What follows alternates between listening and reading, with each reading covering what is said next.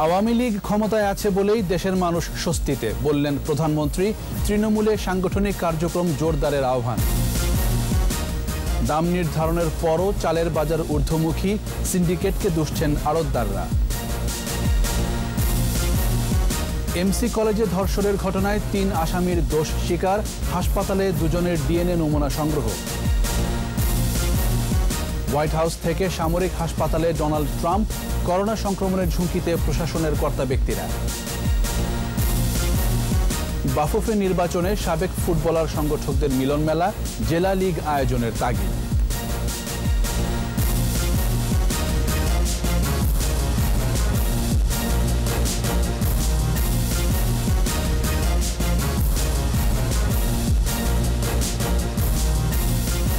শুনছিলেন first security ইসলামী bank limited সংবাদ শিরোনাম।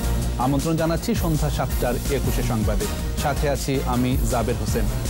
দর্শক, 21 টেলিভিশনের সংবাদ একই সাথে সরাসরি দেখতে পাবেন আমাদের ফেসবুক পেজ www.facebook.com/2124 অনলাইনে। মাঝখানে ভ্যানিলা ক্রিম আর দুই পাশে বিস্কুট, ইয়াম্মি মজা। ক্রিমও খাও নিজের স্টাইলে। এছাড়া সংবাদে আরও থাকছে, জমে উঠেছে ঢাকা 5 উপনির্বাচনের প্রচার, 2 প্রার্থীর পাল্টাপাল্টি অভিযোগ।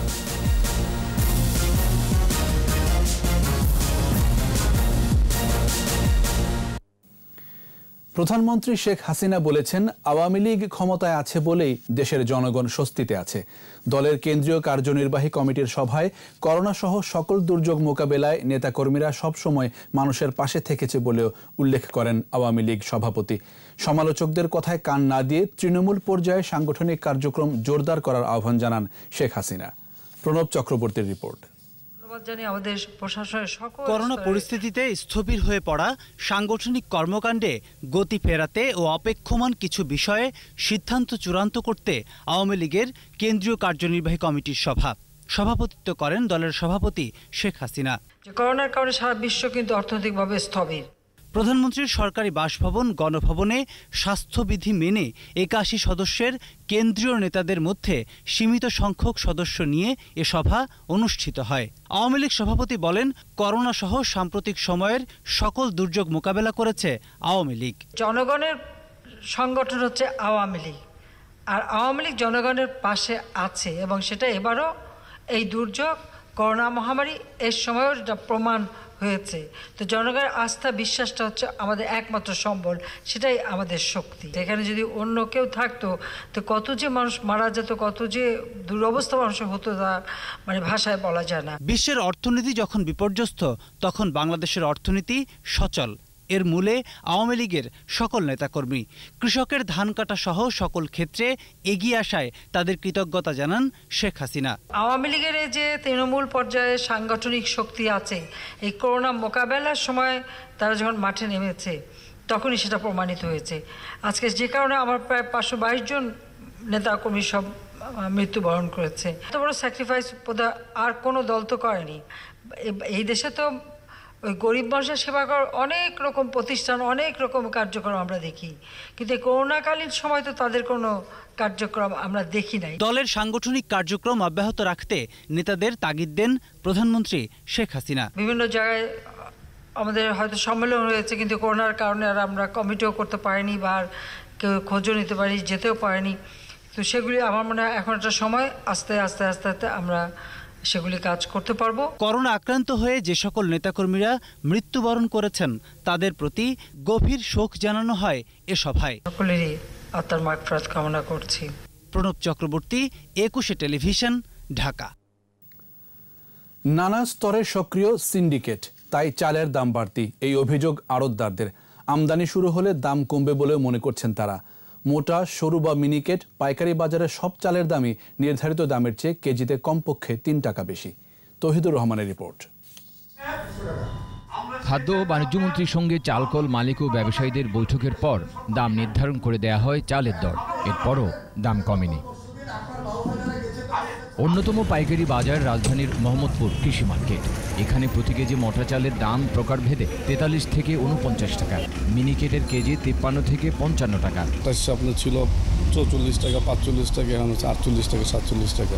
চালের দাম বাড়ার পেছনে ধানের মূল্য বৃদ্ধিকে দায়ী করছেন কেউ কেউ। কৃষকের হাতে তো থাকতেই পারে না, এটা সিন্ডিকেট হয়ে থাকতেছে। আমরা যতটুকু শুনছি কি যে ধানে আড়তদার দাম বাড়েছে, মিলার দাম বাড়েছে। চাল আমদানি করলেই দাম নিয়ন্ত্রণে আসবে বলে মন্তব্য আড়তদারদের। অটো রাইস মিল বেশি হওয়াতে ধানের বাজারে সিন্ডিকেট হচ্ছে বলেও জানান তারা। এলসিটা চালু রাখতো, ঠিক ধানটা কাটার আগে এটা বন্ধ করে দিত, ধান কাটার আগে এলসিটা বন্ধ করে দিত বা ব্যাটটা বসাই দিত, তখন তো মালটা পাবলিক পাইতো, এত হাউকা হইতো না। নতুন মাল পাই নাই, যদি নতুন মাল পাই সেক্ষেত্রে দাম আরও কমার সম্ভাবনা আছে।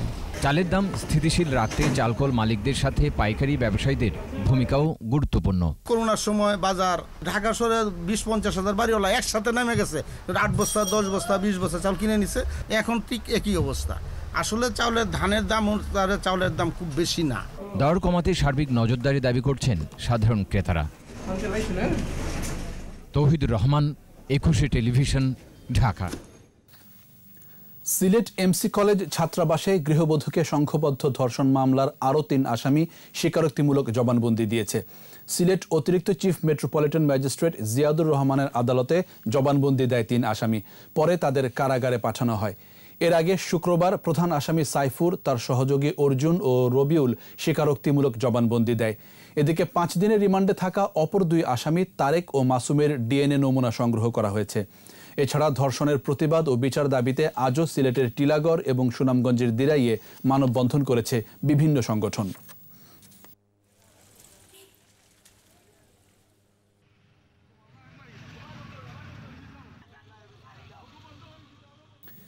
হাসপাতালে যেতে হলো করোনা আক্রান্ত মার্কিন প্রেসিডেন্ট ডোনাল্ড ট্রাম্পকে।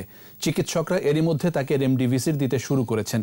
টুইটারে আশাবাদী বক্তব্য দিলেও নির্বাচনের 1 মাস আগে ট্রাম্পের সংক্রমিত হওয়ার খবর যুক্তরাষ্ট্রের নেতৃত্বে নতুন সংকটের ঝুঁকি তৈরি করছে বলে মনে করছেন বিশেষজ্ঞরা। এছাড়া হোয়াইট হাউসের একাধিক ব্যক্তিরও সংক্রমিত হওয়া ও তাদের নির্বাচনী প্রচারণায় অংশ নেওয়াও এখন প্রশ্নবিদ্ধ। আরও জানাচ্ছেন দুলি মল্লিক। হোয়াইট হাউসের লনে অপেক্ষমান হেলিকপ্টার। করোনা আক্রান্ত ট্রাম্প নিজেই হেঁটে হেলিকপ্টারে ওঠেন। মহামারীর শুরু থেকে মাস্ক বিরোধী হলেও এবার তাকে মাস্ক পরাই দেখা গেল।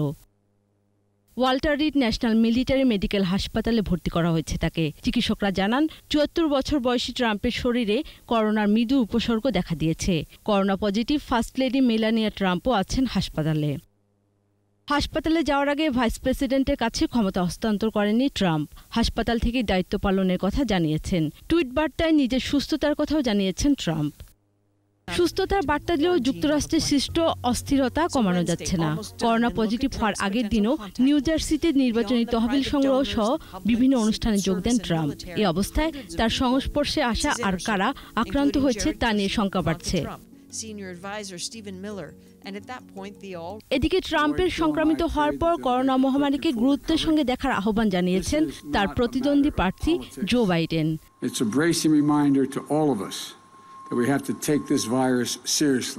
বিশেষজ্ঞরা বলছেন করোনা মহামারীতে মৃত ও আক্রান্তের শীর্ষে যুক্তরাষ্ট্র। শুরু থেকে মহামারীকে খাটো করে দেখছেন ট্রাম্প।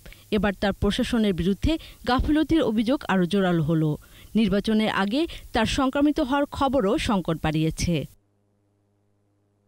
দুলি মল্লিক, 21 টেলিভিশন। গত 2 মাসে কোভিড-19 সর্বনিম্ন মৃত্যুর রেকর্ড। 24 ঘন্টায় 20 জনের মৃত্যু হয়েছে। মৃতের সংখ্যা বেড়ে 5325। স্বাস্থ্য অধিদপ্তরের ওয়েবসাইটে করোনা সংক্রান্ত তথ্য বলছে 210তম দিনে দেশে 109টি ল্যাবে 9554টি নমুনা পরীক্ষায় শনাক্ত হয়েছে 1182।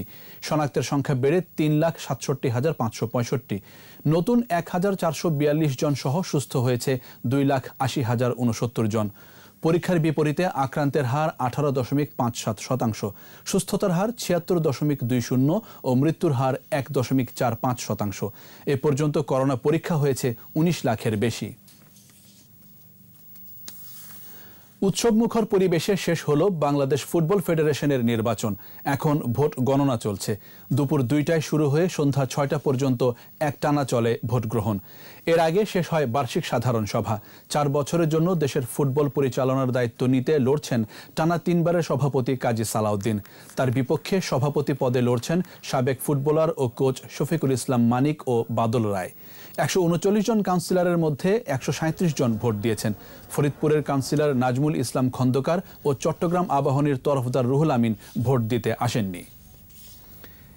এদিকে আলোচিত নির্বাচনে সমবেত হয়েছিলেন দেশের সাবেক তারকা ফুটবলাররা। আগামী নেতৃত্বের প্রতি তাদের পরামর্শ ফুটবলকে বড় করে দেখে তৃণমূল পর্যায়ে অনুশীলনকে উৎসাহিত করার, বয়সভিত্তিক ও জেলা পর্যায়ের লিগগুলোকেও নিয়মিত করার আহ্বান তাদের। বিস্তারিত আবু হুরায়রা তামিমের রিপোর্টে। নির্বাচনে জয় পরাজয় থাকবেই, একদল জিতবে আর একদল হারবে। নতুন নেতৃত্ব ফুটবলের উন্নয়নে নিবেদিত হবে এ বিষয়ে আশাবাদী সাবেক ফুটবলাররা। ফেডারেশন সহ ফুটবল সংশ্লিষ্ট সব প্রতিষ্ঠানকে ঢেলে সাজানোর আহ্বান জাতীয় দলের সাবেক অধিনায়ক আরিফ খান জয়ের। এইখানে কখনোই রাজনীতির অনুপ্রবেশ ঠিক হবে না এবং দলাদলি বা একে অপরের সাথে বিদ্বেষ এইগুলোকে পরিহার করে সর্বোচ্চ জায়গায় থেকে হৃদয় দিয়ে ভালোবেসে কাজে লাগাতে পারলে আমরা ডেভেলপমেন্ট করতে পারবো। একা কাজ করার মানসিকতা ত্যাগের পরামর্শ সাবেক তারকা জসির। এতদিন যেভাবে ফুটবল চলছে এখানে কোনো ভিত্তি স্থাপন করা হয় নাই। আসলে কি একটা দেশের ক্রীড়াঙ্গন কিভাবে চলবে সেই জন্য একটা জাতীয় ক্রীড়ানীতি থাকা দরকার। সরকারের বা রাষ্ট্রের একটা দৃষ্টিভঙ্গি থাকতে পারে যে আমার ক্রীড়াঙ্গনটা কিভাবে চলবে। মাঠের বাইরের জাঁকজমকে খুশি হতে চান না সাবেক ফুটবলার আব্দুল গাফফার।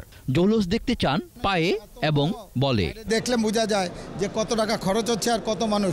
এই মানুষগুলো কিন্তু ফুটবলের মাঠে কিন্তু যায় না, দর্শক হয় না, কিন্তু নির্বাচনের দর্শক হিসেবে যত মানুষ হয়েছে এটা আমাকে অ্যাজ এ ফুটবলার গাফফার হিসেবে খুবই কষ্টদায়ক, খুবই দুঃখজনক। 4 বছর কম সময় নয়। সম্মিলিতভাবে কাজ করলে দেশের ফুটবল সাবেক জৌলুস ফিরে পাবে বলেও মনে করেন মাঠ কাঁপানো খেলোয়াড়রা। আবু হুরায়রা তামিম, 21 টেলিভিশন, ঢাকা। করোনাকালে আটকে পড়া সৌদি আরব প্রবাসীদের মধ্যে ফিরতি টিকিট পেয়েছেন 600 জন। যাদের ভিসা ও আকামার মেয়াদ কম তাদেরকে আগে টিকিট দেওয়া হচ্ছে।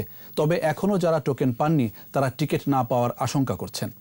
আদিত্য মামুনের রিপোর্ট। মতিঝিল বিমান বাংলাদেশের অফিসের সামনের এই দীর্ঘ লাইন সৌদি প্রবাসীদের। 1 অক্টোবর থেকে টোকেনের ভিত্তিতে দেয়া হচ্ছে টিকিট। আছে টোকেন প্রত্যাশীদের ভিড়। যাদের আকামার মেয়াদ কম এখন টিকিট দেয়া হচ্ছে তাদেরই। তবে অনেকেই সংশয়ে আছেন কবে যেতে পারবেন সৌদিতে। তাদের বেশি বাড়ানো হয়েছে, তাদের না টিকিট দিতেছে না এখন, কিন্তু আমরা চিন্তা আছি যদি না যাইতে পারি। শনিবার বিমান বাংলাদেশ 300 জনকে টিকিট দিয়েছে। পর্যায়ক্রমে আরও টিকিট দেয়া হবে বলে জানিয়েছে কর্তৃপক্ষ। যারা টোকেন পাননি তাদের মধ্যে টিকিট না পাওয়ার শঙ্কা বিরাজ করছে। ভোর 6টার সময় আসছি, ওখানেও টোকেন পাইনি। টোকেন লইলে পরে বুঝতে পারবো কবে ফ্লাইট হবে। এখন এখানে বলতেছে ওরা টিকিটের মেয়াদ বেশি আছে, এখনো 1 মাস আছে, তোমরা এখন যাইতে হবে না, আরও পরে যাও। একই রকম চিত্র কারওয়ান বাজারে সৌদি এয়ারলাইন্সের কাউন্টারেও। সৌদি এয়ারলাইন্সও 300 জনকে টিকিট দিয়েছে। একদিকে আছে টিকিট পাওয়াদের আনন্দ, অন্যদিকে যারা আকামা ও ভিসা নবায়ন করেও টিকিট পাননি তাদের রয়েছে নানা অভিযোগ। আগে টোকেনে আজকে আসছি আর আমার ফ্লাইট দিছে 6 তারিখ পর্যন্ত। আজকে 13-14 দিনের জন্য এখানে ঘুরতেছি, এখন কোনো টোকেনও হয় না, টিকিটও হয় না। সংকট নিরসনে এই প্রবাসীরা সংশ্লিষ্ট সরকারি দপ্তরগুলোর কামনা করেন। আদিত্য মামুন, 21 টেলিভিশন, ঢাকা। 2 প্রার্থীর পাল্টাপাল্টি অভিযোগে জমে উঠেছে ঢাকা 5 আসনের উপনির্বাচনের প্রচার। দিনভর বাজার, দোকান ও বাড়ি বাড়ি গিয়ে ভোট চাওয়ার পাশাপাশি পথসভায় ভোটারদের মন জয়ের চেষ্টা করছেন প্রার্থীরা। আওয়ামী লীগ ও বিএনপি 2 প্রার্থী জয়ের ব্যাপারে আশাবাদী। নির্বাচনী প্রচারের খবর জানাচ্ছেন জসিম জুয়েল। দক্ষিণ সিটির 48, 49 এবং 50 নম্বর ওয়ার্ডের ডেমরা, দনিয়া, মাতুয়াইল ও সারুলিয়া নিয়ে ঢাকা 5 আসন। গত 6 মে হাবিবুর রহমান মোল্লার মৃত্যুতে আসনটি শূন্য হয়। আনুষ্ঠানিক প্রচারে ভোটারদের কাছে যাচ্ছেন প্রার্থীরা। বিএনপি সমর্থিত প্রার্থী সালাউদ্দিন আহমেদ যাত্রাবাড়ি এলাকায় জনসংযোগ করেন। প্রচারে বাধা দেওয়ার অভিযোগ তুলে শেষ পর্যন্ত ভোটের মাঠে থাকার কথা বলেন তিনি। জনগণ স্বতঃস্ফূর্তভাবে সাড়া দিচ্ছে। বাট আওয়ামী সন্ত্রাসীরা বাধা দিচ্ছে প্রতি জায়গায়। আমাকে কেউ বাধা দিয়ে রাখতে পারবে না। আমি ভোটের আগ পর্যন্ত জনগণের কাছে যাব এবং জনগণকে উদ্বুদ্ধ করব, তাতে যারা নাকি ভোট কেন্দ্রে যায়। আওয়ামী লীগ প্রার্থী মনিরুল ইসলাম মনু ধলপুর থেকে এদিন প্রচার শুরু করেন। এরপর মাতুয়াইল, গোলাপবাগ, মানিকনগর সহ বিভিন্ন এলাকায় ভোট চান। বিএনপির প্রার্থীর অভিযোগকে ভিত্তিহীন বলে উড়িয়ে দেন তিনি। আমি কখনো ভাবি নাই যে এরকম সাড়া পাবো। জনগণ যে স্বতঃস্ফূর্তভাবে যেভাবে সাড়া দিচ্ছেন, এতে বোঝা যাচ্ছে আগামী নির্বাচন উৎসবমুখর হবে। তারা ঘরে বসে থাকে, তারা বসে শুধু প্রেসে গিয়ে বলে আমাদের দাঁড়াতে দেয় না, আমাদের সভা করতে দেয় না, আমাদের মিছিল করতে দেয় না। এটা একান্তভাবে মিথ্যা কথা। এই জনগণ জিজ্ঞেস করে দেখেন সালাউদ্দিনের চেহারা কেউ দেখেছে কিনা। 17 অক্টোবরের নির্বাচনে জয়ের আশা দুজনেরই। জসিম জুয়েল, 21 টেলিভিশন, ঢাকা। কোনো অবস্থাতেই দলের অভ্যন্তরে বিতর্কিতদের আশ্রয় প্রশ্রয় দেয়া হবে না বলে সাফ জানিয়েছেন আওয়ামী লীগের সাধারণ সম্পাদক ওবায়দুল কাদের। সরকারি বাসভবনে ব্রিফিংকালে তিনি বলেন, সাংগঠনিক কমিটি গঠনের ক্ষেত্রে দুর্দিনের ত্যাগী ও পরীক্ষিতরাই স্থান পাবেন।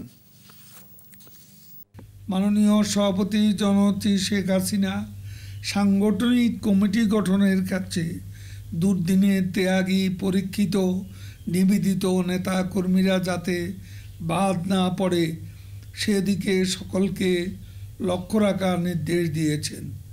সভাপতি, সাধারণ সম্পাদক হলেই নিজেদের লোক দিয়ে নিজস্ব বলয় সৃষ্টির জন্য মাইম্যান কমিটি গঠন করা যাবে না। কোনো অবস্থাতে পার্টির অভ্যন্তরে বিতর্কিত লোকদের আশ্রয় প্রশ্রয় দেওয়া যাবে না। বঙ্গবন্ধু হত্যার ষড়যন্ত্রকারীদের মুখোশ উন্মোচনে জাতীয় কমিশন গঠনের দাবি দীর্ঘদিনের। কমিশন গঠন প্রক্রিয়া আপাতত স্থগিত রয়েছে বলে জানিয়েছেন আইনমন্ত্রী আনিসুল হক। তবে করোনা পরবর্তী সময়ে এ বিষয়ে অগ্রগতি হবে বলে জানান তিনি। বিস্তারিত শাকেরা আরজুর রিপোর্টে।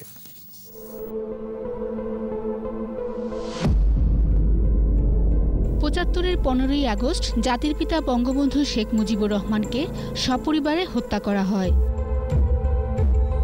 বিচারের পথ রুদ্ধ করতে জারি করা হয় ইনডেমনিটি অধ্যাদেশ।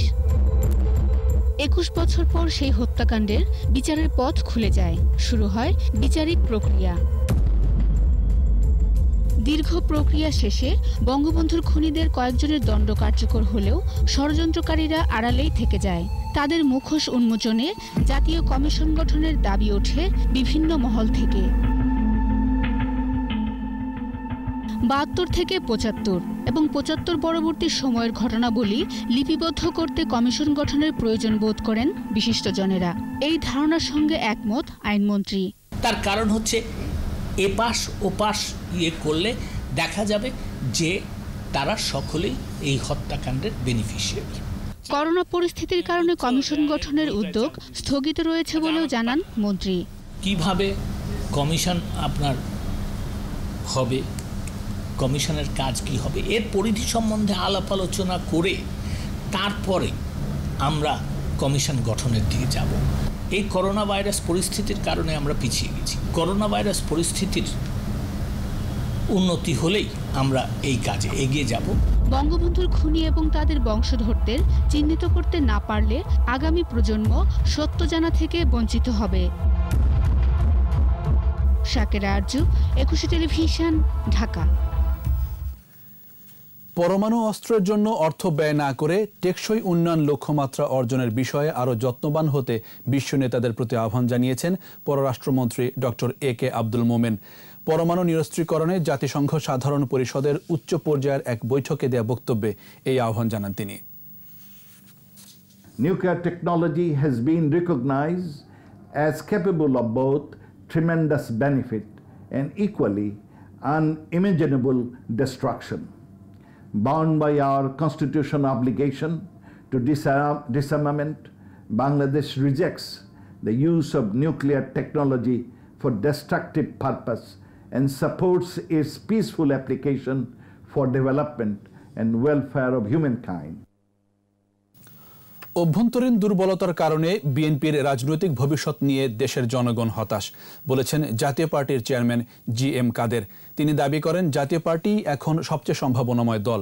বনানীতে দলের রাজনৈতিক কার্যালয়ে স্বেচ্ছাসেবক পার্টিতে যোগদান অনুষ্ঠানে তিনি বলেন, দীর্ঘমেয়াদে ক্ষমতায় থাকায় আওয়ামী লীগ সরকারের নানা অনিয়ম মানুষের চোখে ধরা পড়ছে। এই অবস্থায় জাতীয় পার্টিকে ভিন্ন ব্র্যান্ড হিসেবেই গড়ে তুলতে চান তিনি।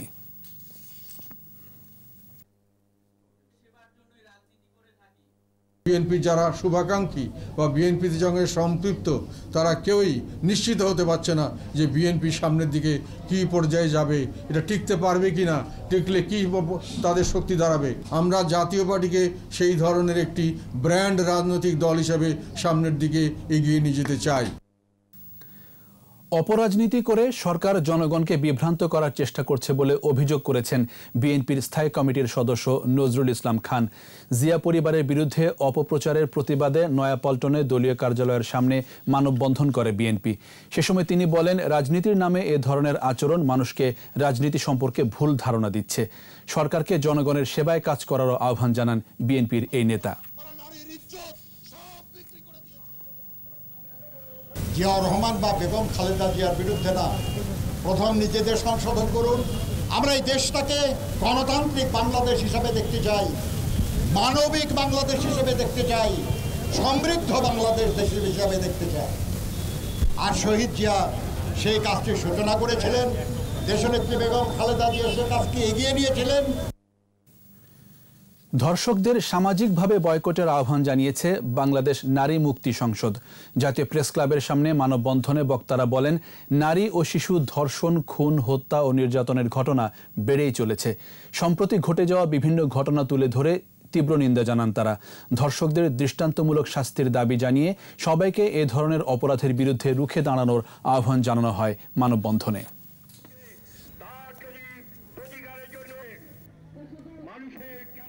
দেশের উত্তর, পশ্চিম ও মধ্যাঞ্চলে বন্যা পরিস্থিতির অবনতি হয়েছে।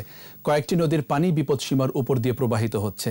পানিবন্দী কয়েক লাখ মানুষ, তলিয়ে গেছে ফসলি জমি, ভেসে গেছে মাছের ঘের। শীতকালীন সবজি ও রোপা আমন নিয়ে উৎকণ্ঠায় কৃষক। প্রতিনিধিদের সহায়তায় মাসুম আলিসার রিপোর্ট। গাইবান্ধার বন্যা পরিস্থিতির আরও অবনতি হয়েছে। করতোয়ার দুটি বন্যা নিয়ন্ত্রণ বাঁধ ভেঙে প্লাবিত হয়েছে পলাশবাড়ি ও গোবিন্দগঞ্জ উপজেলার প্রায় 10টি ইউনিয়ন। গোবিন্দগঞ্জ উপজেলা স্বাস্থ্য কমপ্লেক্সে পানি ওঠায় ব্যাহত হচ্ছে চিকিৎসা সেবা। করতোয়ার পানি কাটাখালী পয়েন্টে ও ঘাঘট নদীর পানি বিপদসীমার উপর দিয়ে প্রবাহিত হচ্ছে। বাঁধের সিপেজ হচ্ছে অনেক জায়গা দিয়ে সিপেজ কন্ট্রোল করার জন্য আমরা চেষ্টা করতেছি, এবং কিছু কিছু জায়গায় দেখা যাচ্ছে যে দুষ্কৃতকারীরাও কেটে দেওয়ার চেষ্টা করতেছিল, সেগুলো আমরা কন্ট্রোল করতেছি। নওগাঁয় নদীর পানি কিছুটা কমলেও ভারী বর্ষণে আর উজানের ঢলের পানি বাঁধের ভাঙা অংশ দিয়ে প্রবেশ করায় মান্দা, আত্রাই ও রানীনগর উপজেলার 10 ইউনিয়নে তৃতীয় দফায় বন্যা কবলিত হয়ে পড়েছে। পানিবন্দী প্রায় লক্ষাধিক মানুষ, তলিয়ে গেছে রোপা আমনের বীজতলা, ভেসে গেছে শত শত পুকুরের মাছ। তাদের এই অবহেলার কারণে এই সমস্ত মাঠের ফসল ক্ষয়ক্ষতি হয়ে গেছে। এখন বান্ধবানা না বান্ধার কারণে এখন আবার বন্যার পর আবার বন্যা, এখন ঘর বাড়ি ডুবে অবস্থা খারাপ, আমাদের থাকার সমস্যা হয়ে গেছে। গরু বাছুর নিয়ে, আমার হাঁস মুরগি নিয়ে কোথাও বের হতে পারছি না, বাচ্চা কাচ্চা নিয়ে বের হতে পারতেছি না। সিরাজগঞ্জ হার্ড পয়েন্টে বিপদসীমা অতিক্রম করে বেড়েই চলেছে যমুনার পানি। চরাঞ্চলের নিচু এলাকার অধিকাংশ বাড়িঘরে জলমগ্ন হয়ে পড়েছে। অনেকেই আবার অন্যত্র আশ্রয় নিয়েছে। নান্দি নেই, খাইও নাই, সময় আলে বাইকে থাকলে খামুনি। কবরস্থানগুলো পানির নিচে ডুবে গেছে। জামালপুরের যমুনা নদীর পানি বাহাদুরাবাদ পয়েন্টে বিপদসীমার উপর দিয়ে প্রবাহিত হচ্ছে। ইসলামপুর ও দেওয়ানগঞ্জ উপজেলার নিম্নাঞ্চল প্লাবিত হয়েছে। রাজবাড়ীতে পদ্মায় পানি বৃদ্ধি পাওয়া নিম্নাঞ্চল ফের প্লাবিত হয়েছে। শীতকালীন সবজি ও পেঁয়াজ সহ বিভিন্ন ধরনের ফসল উৎপাদন ব্যাহত হওয়ার শঙ্কা করছে কৃষক। মাসুম আলিসা, 21 টেলিভিশন। নরসিংদীর বেলাবয়ে 10ম শ্রেণীর ছাত্র সোহরাব হত্যা মামলার প্রধান আসামি ও ডাকাত কবির মিয়াকে গ্রেফতার করেছে সিআইডি। শুক্রবার গাজীপুরের শ্রীপুর থেকে অভিযান চালিয়ে তাকে গ্রেফতার করা হয়। সংবাদ সম্মেলনে জানানো হয়, পারিবারিক ও সামাজিক বিরোধের কারণে 2017 সালে 12 অক্টোবর সোহরাবকে মুখে গামছা বেঁধে গলা কেটে হত্যা করা হয়। এ নিয়ে মামলার এজাহারে 6 আসামির মধ্যে 3 জনকে গ্রেফতার করা হয়েছে। বাকিদের ধরতে অভিযান চলছে বলে জানানো হয় সংবাদ সম্মেলনে। এর আগে ওর বিরুদ্ধে একটি হত্যা মামলায় সে বিচারাধীন, একটি ডাকাতির প্রস্তুতি মামলার বিরুদ্ধে তার বিরুদ্ধে চার্জশিট হয়েছে এবং স্থানীয় মারামারিতে এখানে আপনার যে রায়ট যেটি আপনার ওই মামলাতে সে চার্জশিটভুক্ত আসামি এবং এলাকাতে সে দুর্দর্শ প্রকৃতির লোক, ওর ভয়ে এক পর্যায়ে ফরিদ পালিয়ে কক্সবাজার চলে গিয়েছে। তো এই জন্যে এবং তাদের বিরুদ্ধে এলাকায় কেউ ওই যে কথা বল না। ঝিনাইদহের শৈলকুপায় ইসলামী বিশ্ববিদ্যালয়ের শিক্ষার্থী উলফাত আরা তিন্নির মৃত্যুর ঘটনায় 4 জনকে গ্রেফতার করেছে পুলিশ। শনিবার উপজেলার বিভিন্ন এলাকা থেকে আমিরুল, নজরুল, লাবিব ও তন্ময়কে আটক করা হয়। পুলিশ জানায় শুক্রবার রাতে তিন্নির মা হালিমা বেগম বাদী হয়ে থানায় ধর্ষণ ও আত্মহত্যার প্ররোচনা মামলা করেন। মামলায় 8 জনের নাম উল্লেখ সহ অজ্ঞাত 5-6 জনকে আসামি করা হয়। তবে এখনও পলাতক রয়েছে মূল আসামি জামিরুল ইসলাম।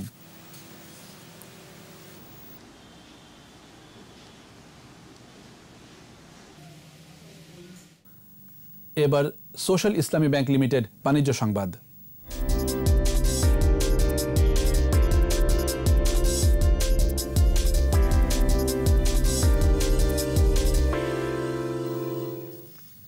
ইউনিলিভার বাংলাদেশের উদ্যোগে শুরু হলো বিজ মাইস্ট্রোজ 2020। ভার্চুয়ালি হবে 10ম প্রতিযোগিতার পুরো আয়োজন। অনলাইনে প্রতিযোগিতার উদ্বোধন করা হয়। 4 অক্টোবর রেজিস্ট্রেশনের মধ্য দিয়ে শুরু হবে প্রতিযোগিতা। যে কোনো বিষয়ে অধ্যয়নরত ফাইনাল ইয়ারের শিক্ষার্থীরা অংশগ্রহণ করতে পারবে বিজ মাইস্ট্রোজে। বিজয়ী দল আন্তর্জাতিক প্রতিযোগিতায় অংশ নেওয়ার সুযোগ পাবে। প্রতিযোগিতা এবং প্রশিক্ষণের মাধ্যমে সবাইকে চাকরি ও ব্যবসার উপযুক্ত করে গড়ে তোলাই লক্ষ্য বলে জানিয়েছেন আয়োজকরা। 12 নভেম্বর চূড়ান্ত বিজয়ীদের নাম ঘোষণা করা হবে। করোনার মধ্যে ফের কারখানা চালু হলেও পর্যাপ্ত সরবরাহ নেই দেশি বিদেশি কাঁচামালের।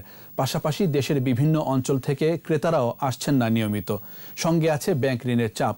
ফলে দিন ভালো যাচ্ছে না কেরানীগঞ্জের শিট কাটিং খাতের ব্যবসায়ীদের। ঘুরে দাঁড়াতে সরকারি সহযোগিতা চান তারা। কেরানীগঞ্জ ঘুরে এসে আরও জানাচ্ছেন মিনালা দিবা। ক্যামেরায় ছিলেন মোহাম্মদ এরশাদ আলী। বিভিন্ন মানের এসব বড় বড় জিআই কয়েল কেরানীগঞ্জে এসেছে দেশি বিদেশি স্টিল মিল থেকে। এখানে এসব কয়েল মেশিনে কেটে টুকরো করে ঢেউটিন বা বিভিন্ন কাজে ব্যবহার উপযোগী প্লেন শিটে পরিণত করা হয়। এরপর তা চলে যায় দেশের বিভিন্ন প্রান্তে। মাত্র 2 দশকে বুড়িগঙ্গার তীরবর্তী কেরানীগঞ্জে গড়ে ওঠে এই শিট কাটিংয়ের কারখানা। কয়েক মাস আগেও কারখানাগুলো খুবই ছিল ব্যস্ত, কিন্তু আমদানি বাণিজ্য পুরোপুরি সচল না হওয়ায় আসছে না বিদেশি জিআই কয়েল। দেশি কয়েলের সরবরাহ পর্যাপ্ত নয়, পাশাপাশি কমছে ক্রেতাদের আনাগোনাও। ব্যবসা বাণিজ্য অনেক মন্দা যাচ্ছে, আমাদের কাজ কাম নাই। দ্বিতীয়ত আমাদের হলো কোনো মাল টাল আসতেছে না বাইরের থেকে। বিগত 3-4 মাস আমাদের যে বড় বড় ইম্পোর্টারগুলো আছে তারা এলসি খুলে নেই, বিদায় মাল আসতেছে না। তবে বেচাকেনা কম হলেও নিয়মিতই শোধ করতে হচ্ছে ব্যাংকের ঋণ। তারপরেও ঘুরে দাঁড়ানোর চেষ্টা করছেন উদ্যোক্তারা। ব্যাংকের থেকে যে টাকা পয়সা নিচ্ছে, এখন আমরা খুবই মনে করেন যে দোকানদার এবং ইম্পোর্টাররা সবাই মনে করেন আমাদের খুবই কষ্টের মধ্যে আছি। বেচাকেনা কিছুটা বেড়েছে, আমি মনে করি যদি এইভাবেও থাকে তারপরে আমি মনে করি যে আমরা চলতে পারবো। এদিকে স্থানীয় প্রশাসনের এই শীর্ষ কর্মকর্তা জানালেন, ব্যবসায়ীদের সহযোগিতার দিকটি কিভাবে নিশ্চিত করা যায় সে বিষয়ে আলোচনা করে উদ্যোগ নেওয়া হবে। বর্তমানে তাদেরকে সাহায্য করার ওইভাবে আমাদের কোনো পরিকল্পনা নেই। তারা যদি আসলে আমরা সেটি বিবেচনা করে ঊর্ধ্বতন কর্তৃপক্ষের কাছে সেটি প্রেরণ করব। পরে ঊর্ধ্বতন কর্তৃপক্ষ যেরূপ সিদ্ধান্ত নেবে আমরা সেইভাবেই আগাবো। কেরানীগঞ্জে প্রায় 100টি শিট কাটিং কারখানা রয়েছে। এসব কারখানায় কাজ করেন প্রায় 10,000 শ্রমিক।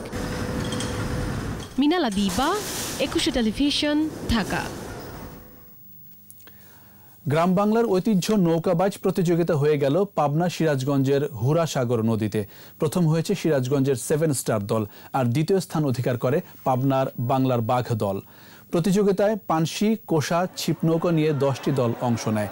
ঢাকঢোলের বাজনার তালে, জারি সারি ও ধোয়া গানের সাথে মাঝিদের ছন্দময় বৈঠার শব্দ আর করতালিতে মুখরিত ছিল পুরো এলাকা। আনন্দ উচ্ছ্বাস ছড়িয়ে পড়ে পুরো এলাকা জুড়ে। কর্মব্যস্ত জীবনে নির্মল আনন্দ দেবার পাশাপাশি মাদক, জঙ্গিবাদ, সন্ত্রাস নির্মূল ও সচেতনতায় করোনা ভীতি দূর করতে সবাইকে উৎসাহ যোগাতে এই আয়োজন। একদম রাস্তা ফাঁকা করবেন, আমরা দেখতে পাচ্ছি।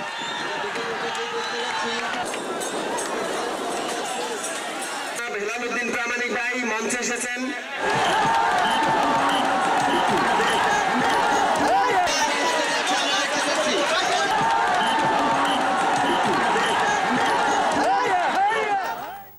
আর এরই সাথে শেষ করছি সন্ধ্যা 7টার 21 সংবাদ। যাবার আগে ফার্স্ট সিকিউরিটি ইসলামী ব্যাংক লিমিটেড সংবাদ শিরোনামগুলো আরও একবার। আওয়ামী লীগ ক্ষমতায় আছে বলেই দেশের মানুষ স্বস্তিতে, বললেন প্রধানমন্ত্রী। তৃণমূলে সাংগঠনিক কার্যক্রম জোরদারের আহ্বান। দাম নির্ধারণের পরও চালের বাজার ঊর্ধ্বমুখী, সিন্ডিকেটকে দুষছেন আড়তদাররা। এমসি কলেজে ধর্ষণের ঘটনায় 3 আসামির দোষ স্বীকার, হাসপাতালে দুজনের ডিএনএ নমুনা সংগ্রহ। হোয়াইট হাউস থেকে সামরিক হাসপাতালে ডোনাল্ড ট্রাম্প, করোনা সংক্রমণের ঝুঁকিতে প্রশাসনের কর্তা ব্যক্তিরা। বাফুফে নির্বাচনে সাবেক ফুটবলার সংগঠকদের মিলন মেলা, জেলা লীগ আয়োজনের তাগিদ।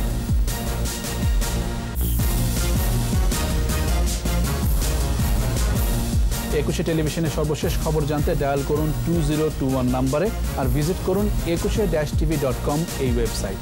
এছাড়া ফেসবুকে লগ ইন করতে পারেন facebook.com/2124 অনলাইনে। আমাদের পরের সংবাদ রাত 9টায় দেখার আমন্ত্রণ রইল। স্বাস্থ্যবিধি মেনে চলুন, সুস্থ থাকুন।